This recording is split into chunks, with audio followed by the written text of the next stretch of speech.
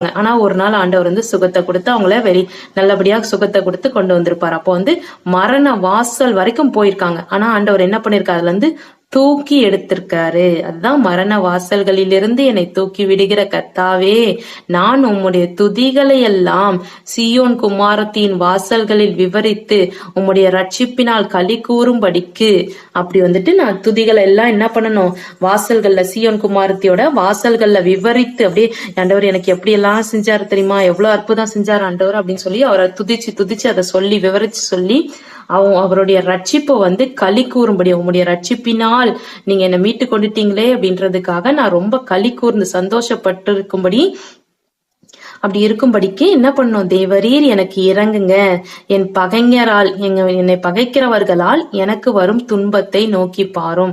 நான் இது மாதிரி என்னை மரண வாசல்ல இருந்து என்னை தூக்கி விடுகிற கர்த்தாவே அப்படின்னு சொல்லி பிரேயர் பண்ண ஆரம்பிக்கிறார். மரண வாசல்ல இருந்து என்னை தூக்கி விடுகிற கர்த்தாவே நீங்க தான், நான் உங்களோட துதிகள்லாம் சீயோன் குமாரத்தின் வாசல்கள்ல விவரிக்கணும், உங்களுடைய ரட்சிப்பினால் களி கூறணும். அதுக்கு நீங்க எனக்கு என்ன பண்ணணும், எனக்கு இறங்கி என்னை பகைக்கிறவர்களால் எனக்கு வரும் துன்பத்தை நோக்கி பாரும். நீங்க நோக்கி பாத்தீங்கன்னாவே இந்த துன்பம் என்ன ஆகும், என்னை விட்டு அகன்று போயிடும்ன்ற நம்பிக்கையோட அவர் கேட்கிறார். பகைக்கிறவர்களால் எனக்கு வரும் துன்பத்தை நோக்கி பாரும் அப்படின்னு கேட்கிறார். ஜாதிகள்